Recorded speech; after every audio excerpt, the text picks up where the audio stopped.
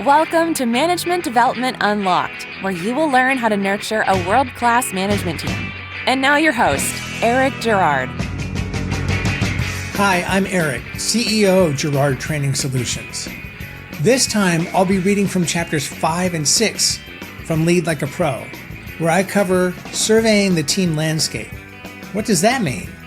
It means you conduct a SWOT analysis and apply Bruce Tuckman's model of team development to figure out what your team's doing well, what it needs to improve, and how to get it working as smoothly as possible, as quickly as possible. Don't worry, all will be revealed as you listen. We're also going to talk about trust. Trust is hard to build and easy to lose. However, with hard work and consistency, you can build long-term trust with your team. I learned early on that being a know-it-all, or worse, faking it when I didn't know an answer, was a surefire way to lose trust with a team. As I've gotten older, I've become more of a learn-it-all, but I guess you'd have to ask my 15-year-old twin daughters if that's true. Without further ado, here are chapters 5 and 6. Chapter 5, Surveying the Team Landscape. If you're offered a seat on a rocket ship, don't ask what seat, just get on. Sheryl Sandberg.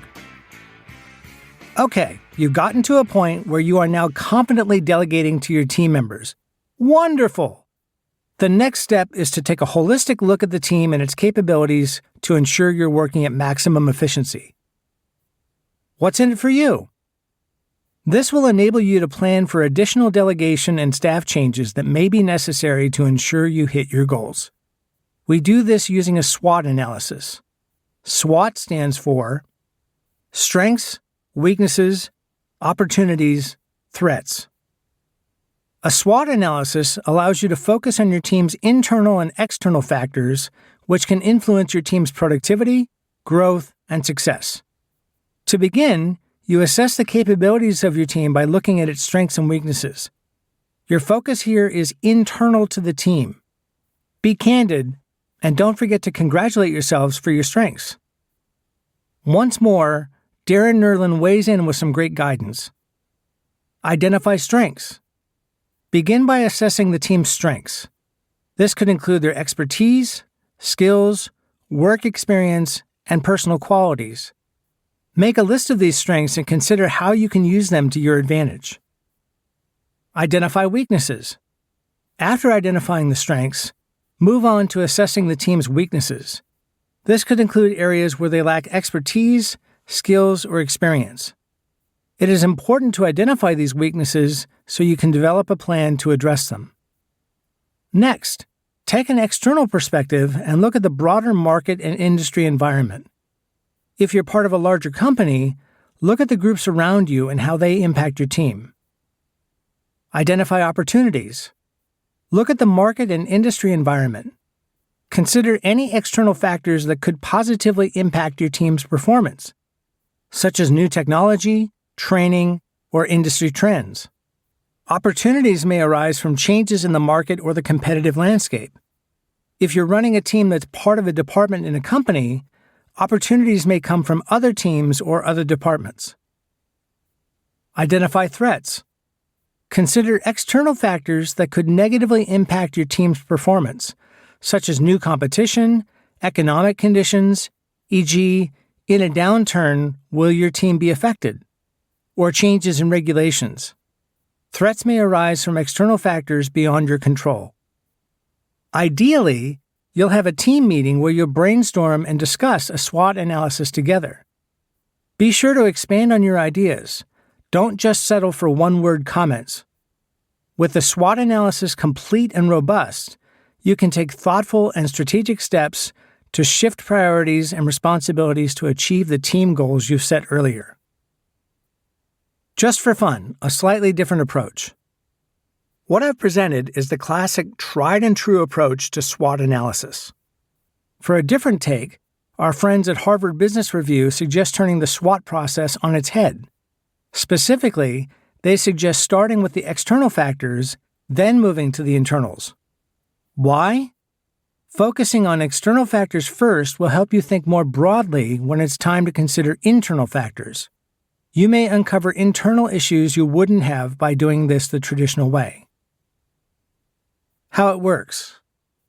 In this approach, start by gathering an inventory of relevant external conditions, the threats and opportunities. Be thorough and don't worry about whether they're positive or negative. Just capture them all. The focus here is items external to the team and could be at the departmental or company level. Then look at your internal strengths and weaknesses. Again, be explicit when you do this, insisting on phrases instead of one-word answers. You're not looking for grammatically correct sentences, but you want more than just a word or two. When you write your recommendations, use simple sentences. You can use this template to help you get started. Given the condition of external factor, our ability to internal factor leads to our recommendation. Whichever method you choose, be thorough. Above all, don't let the analysis be the last word. Use that analysis and work with your team to create clear and implementable and measurable recommendations about next steps. How to do it. You can and should run a SWOT analysis for your team and for yourself on a regular basis. Use the brainstorming methodology I mentioned in Chapter 3 to generate a lot of team-based ideas. Don't accept trite one-word answers. Get your team members to critically think about each category. Try it. Run a SWOT analysis on yourself. Strengths. What are you good at? What sets you apart from others? What do you enjoy doing? This can include both technical skills and soft skills. Weaknesses. What do you avoid doing? Where do you feel you need more training or development? Opportunities. What are the external factors that can benefit you? What trends or changes in the industry can you capitalize on? What new skills or technologies can you learn? Threats. What are the external factors that could harm you? What are the challenges you face? What competition do you face? Reflect on your analysis. Based on your findings, what areas do you need to focus on to improve your performance? What areas can you leverage to achieve your goals? Once you have completed the SWOT analysis on yourself, you can then apply the same methodology to your team. By identifying the strengths, weaknesses, opportunities, and threats of your team, you can develop a plan to improve team performance and achieve your goals.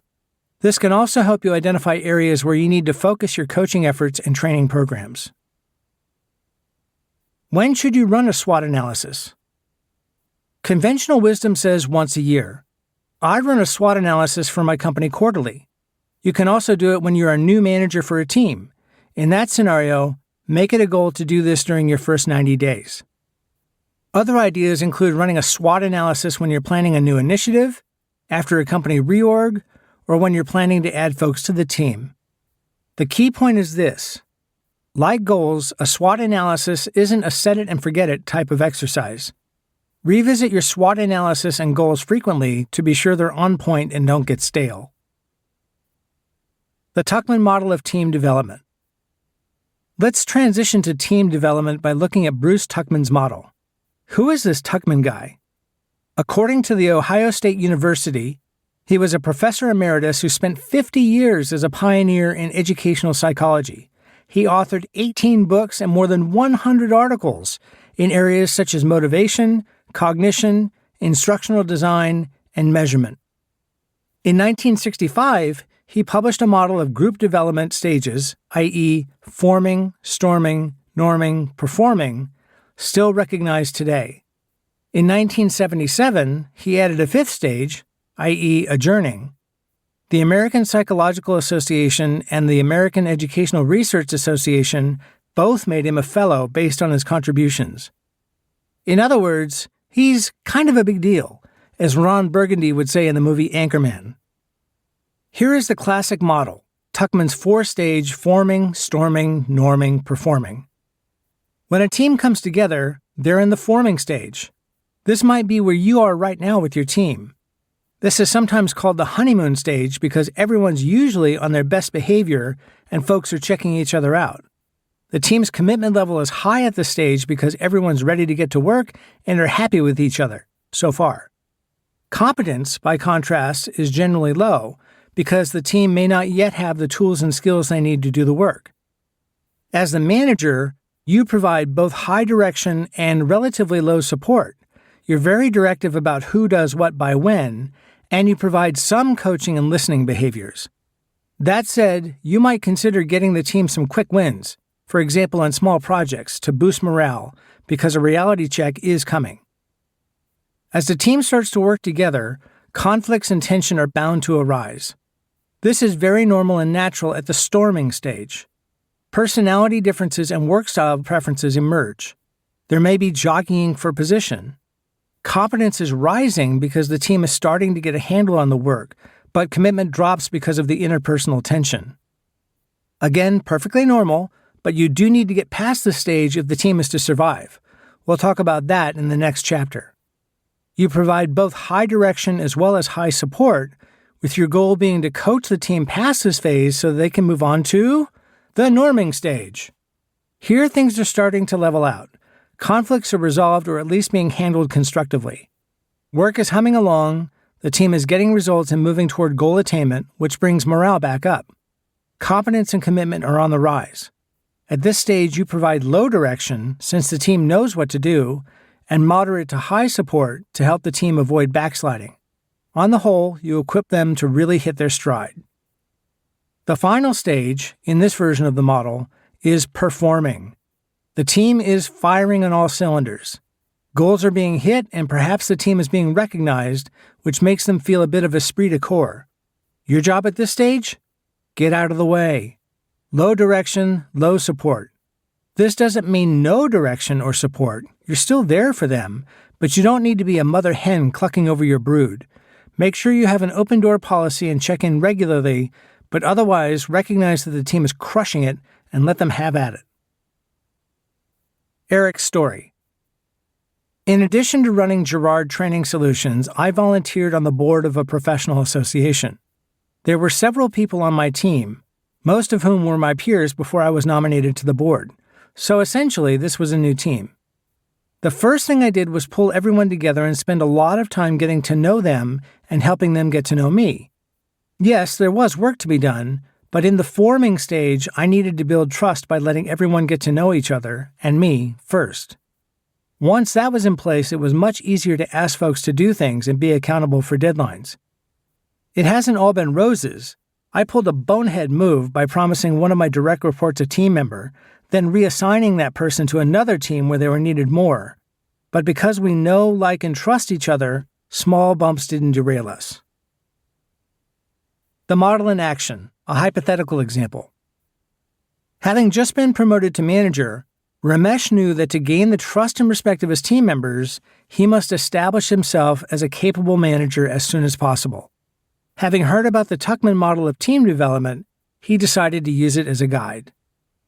Ramesh began by observing his team closely and noticed they were still in the forming stage, where the team members were just getting to know each other and establishing their roles. The opportunity presented itself for him to step in and establish clear expectations for the team, and he recognized this was the right time to do so. Ramesh held a team meeting where he communicated his vision for the team and set clear goals and expectations for each team member. He was highly directive, giving the team clear direction, goals, and expectations, but not too supportive yet. He let the team know he had their backs and would help in any way he could, but since the team was in the honeymoon stage, they didn't need too much support. As the team matured, personality and work style conflicts began to emerge. The honeymoon was over, and folks were starting to clash. The team had entered the storming phase. Here, Ramesh provided both high direction as well as high support to help the team get over this hump. He reassured, listened, and expressed confidence in the team. Ramesh knew the storming phase was normal, but didn't let his team become mired in it. After a while, the team started to gel. People got along better, processes started to emerge, and real work got done. The team was norming. Ramesh provided low direction and moderate to high support, just enough to encourage the team to finally make it to performing, the pinnacle of team development. The team was now humming along and needed very little from its manager. In this stage, Ramesh provides low direction and low support. It's important to note he didn't disappear. Low doesn't mean no. He was still around, just not in the team's business every day. What do you do with the model? Share the model and explanation with your team. Let them know that experiencing a little distress during the storming stage is okay. Be transparent with the team and ask for their reactions. Use the model in team meetings and ask them to comment on where they think they are, why, and how they can progress to the next level together. When new team members join, share the model with them too. Summary. It is said that if you know who you are and where you are going, nothing can stop you. The SWOT analysis, whether traditional or flipping it, is a solid, proven way to help your team know who they are and where they are going, enabling them to reach their goals with nothing to stop them.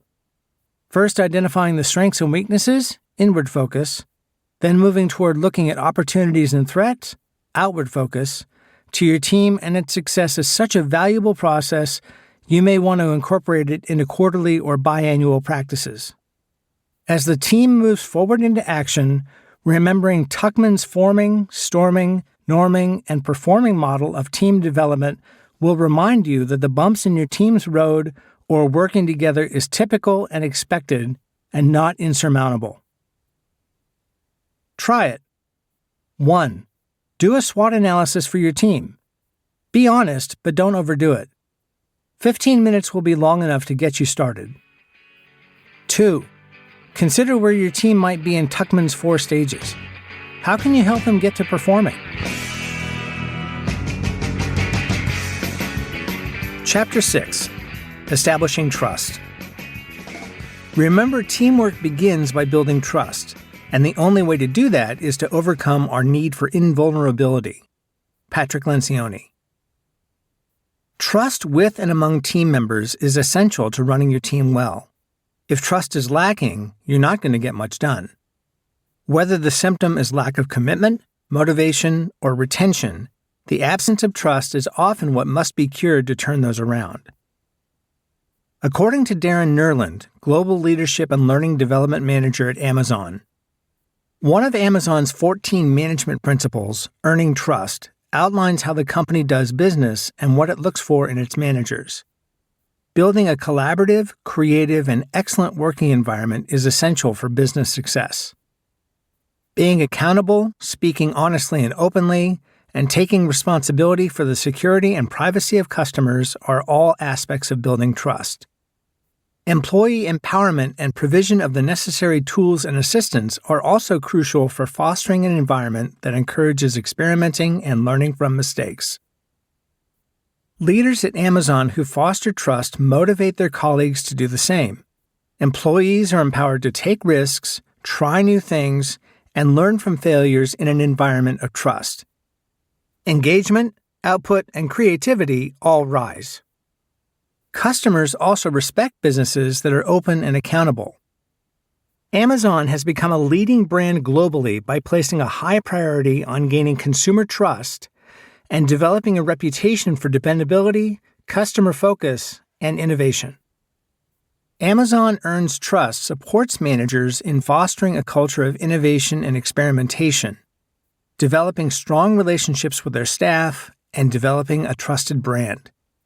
Leaders may build a foundation of trust that promotes long-term success and growth by living up to this principle. But developing this culture of trust demands time and effort. Let's begin with the essential concepts all managers should know to build trust in their team. Authenticity. Be genuine by showing your authentic self to your team. Transparency. Share your truth through words, behaviors, and actions. Competencies. Work on developing skills such as effective communication, active listening, and critical thinking. What's in it for you? Employee, and specifically team member, motivation is directly related to how trust is managed in the organization, and an important byproduct of that is retention. Employees who trust their managers are more likely to stop looking for other jobs. So cultivating trust in your teams could save you lost productivity from staffing gaps, as well as recruiting and onboarding time and budget. You should also assume that your managers are keeping track of turnover on your team, so high retention will always be the sign of a great manager. Lencioni's 5 dysfunctions of a team. Even the best teams are susceptible to dysfunction. 5 basic conditions can impact your organization, causing misunderstanding, confusion, and negative morale within your team. Patrick Lencioni calls these the 5 dysfunctions of a team in his book by the same name. By understanding the type and level of dysfunction affecting your team's performance, you will be able to correct it and create a highly functioning team. 1. Absence of trust. Lencioni believes that vulnerability is the way to build trust. The lack of trust occurs when team members are unwilling to admit their mistakes, weaknesses, or the need for help.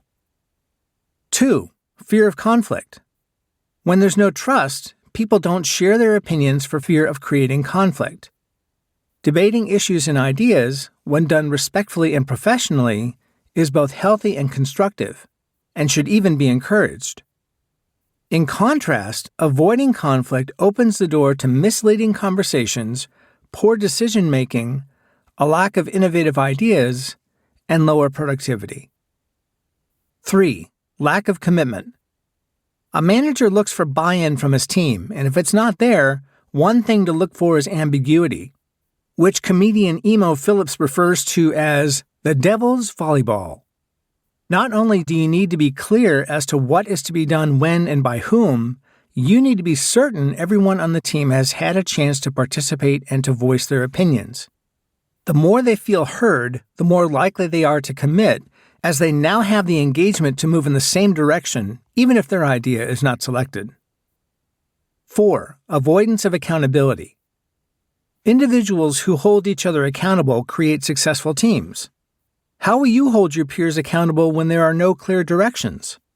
Avoiding accountability is the easy way out, even for the most focused and driven team members. Set clear expectations, timelines, and standards of quality, and hold your team to them. 5. Inattention to results. It's natural for people to focus on meeting their own needs, but if the group goals are left behind for personal ones, the team cannot be successful. People don't commit to achieving goals when there's no trust, discussion, clear directions, a well-articulated and agreed-upon definition of success, or accountability, and the organization suffers as a result. How to overcome the dysfunctions. Lencioni also shares practical, actionable steps to overcome the 5 dysfunctions or avoid them in the first place. The result? Productive, cohesive, and effective teams. 1. Build trust by setting an example. If vulnerability is the way to build trust, leading by example is a good start. Ask for feedback and help, and don't be afraid to share your weaknesses and recognize skill deficiencies, because your team is there to support you. I like to say building trust is all about going first. Once everyone feels comfortable sharing their weaknesses and understanding each member's unique strengths, the team will be able to fill in for each other's deficiencies and create the synergy needed to be fully productive and successful. Achieving trust won't happen overnight, so be aware this is ongoing work. 2. Engage in constructive conflict. When managers admit constructive conflict is necessary, those who might otherwise tend to avoid it may instead share their disagreements and issues are resolved quickly. It's important to share with everyone that the goal is to find the best positive solution for the good of the team. Taking emotion out of the equation and stating facts helps move things forward and settle any conflict. But if you leave issues unresolved, people would get the idea that discussing something out in the open has no point and may cause resentment. Encourage team members to engage in, rather than retreat from, healthy and respectful debate. 3. Ensure commitment. You have built trust among your team so they positively engage in conflict when they need to, and in general, you have created a nice work environment. That's all well and good. Now, if you really want them to be a high-performance team, you need total commitment from them. How do you do that? Communicating the business strategy gives them a sense of having skin in the game, and establishing clear goals based on the larger strategy ensures everyone makes decisions in the same direction. Agree on goals, deadlines, deliverables, and milestones and put them in writing. The SMART goals approach is a great way to measure progress and garner commitment from the team. OKRs are another. As the manager, keep track of all the moving parts, respect dates, and celebrate when the group brings closure to issues. 4. Ensure accountability. Accountability is not about finger-pointing, but expecting high performance from each member of the group to achieve goals. Holding each other accountable improves their relationships and the team's productivity. Once again, this is only possible if concrete objectives have been established and everyone knows what the others are responsible for to get results. That also allows the team manager to quickly notice when something is missing, address the issue, and find a solution. 5. Focus on results. It's easy to lose sight of the big picture when concentrating on specific tasks, so the manager must remind everyone of the business goals and create an environment where the focus is on delivering results. If you have addressed or avoided the other dysfunctions, you have built a highly productive and engaged team. Even so, it never hurts to revisit goals, deadlines, and other commitments to keep everyone on track and motivated to produce the best outcomes. Based on Lencioni's model, if a manager builds trust, encourages healthy debate, creates concrete objectives, holds the team accountable, and keeps the end goal in mind, they will be able to build an effective team. The key to success is acknowledging your team's human nature and addressing issues right away instead of leaving things for later. Eric's story. I've been fortunate to have had a number of managers who built trust early and took ongoing actions to reinforce it. Brent, Jeff, and Sandy all demonstrated high integrity even when it was hard, and I was blessed to work for them. Unfortunately, I've also worked for managers who seemed especially skilled at destroying trust. One manager had a habit of lambasting people in team meetings. She wouldn't name names, but she'd be so explicit with details that everyone knew exactly who she was talking about. At other times, she would blatantly criticize ideas and tear down people in front of the whole team. I don't think I need to tell you not to do this, but I offer this example to show that trust is so easy to lose. Just a couple unfortunate word choices or the wrong tone of voice can undo weeks or months of team building. Managing for trust and integrity. Here especially, it bears repeating. Managers must lead by example and demonstrate their commitment to the team. This creates an environment where trust, an essential element for results, job satisfaction, and retention, can thrive. Focusing on overcoming or avoiding the 5 dysfunctions will result in productive, cohesive, and effective teams. One way you maintain this trust is acting with absolute integrity. Incorporating the following 8 values into your management style will help demonstrate a commitment to integrity your team members will see and want to emulate, leading ultimately to the high-performance team of your dreams. Be honest. Keep commitments. Maintain confidence. Accept responsibility. Be consistent and predictable. Set aside personal biases. Be accessible and responsive. Trust and be trustworthy. 4 core attributes and 13 behaviors for trust. Stephen M.R. Covey, in The Speed of Trust, The One Thing That Changes Everything, notes that there are 4 core attributes that build your personal credibility. 1. Integrity. Integrity is built by saying what you mean, meaning what you say, and doing what you commit to do. Honoring your commitments is fundamental to integrity. Only make commitments you can and will keep. Be true to your values. 2.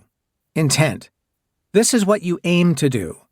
To improve your intentions, you need a clear, accurate understanding of your motivation. Take time to clarify what you intend to do and why. Clarifying your motives and intent builds trust. 3. Capabilities. Talents, attitudes, skills, knowledge, and style define a person's capabilities. understand yours, and match them to your job. 4. Results. The way you get results matters as much as the results you get. Even negative results can help you improve your self-understanding and competence if you study how you got those results.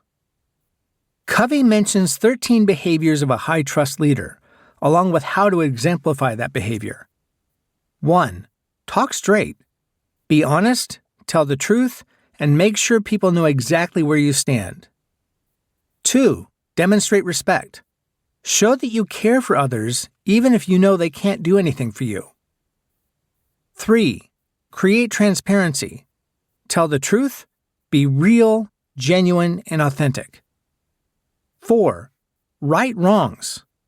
Admit when you're wrong, apologize, be humble, and don't let pride get in the way of doing the right thing. 5. Show loyalty.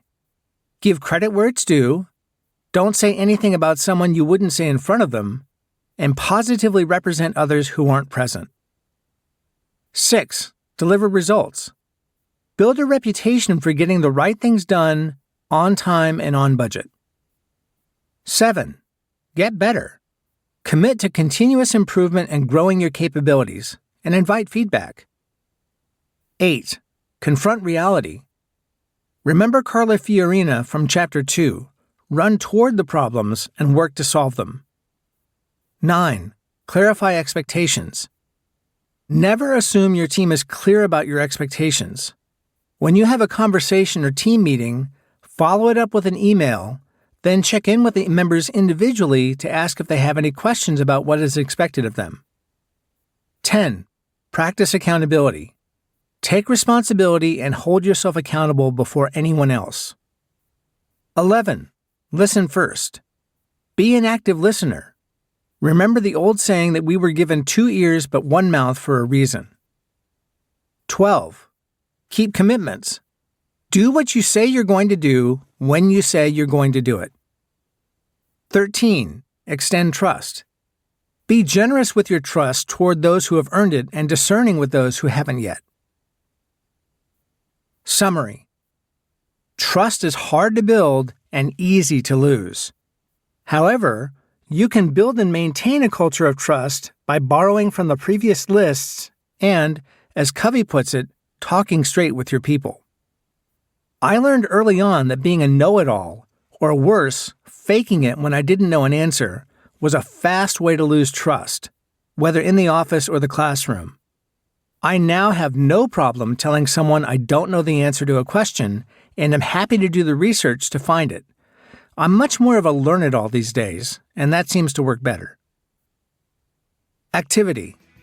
Utilizing the lists provided, choose 3 to 5 actions you can take this week to improve trust on your team.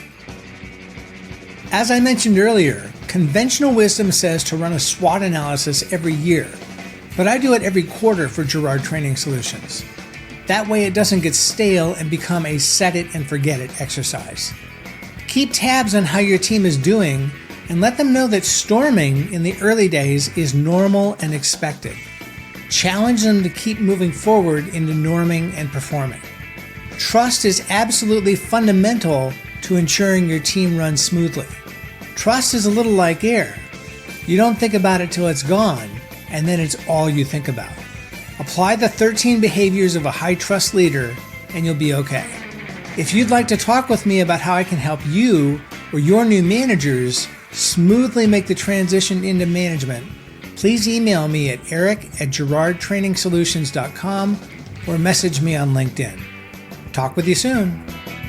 Thank you for listening to this episode of Management Development Unlocked. Want more? Get a ton of insider tips and tools at gerardtrainingsolutions.com.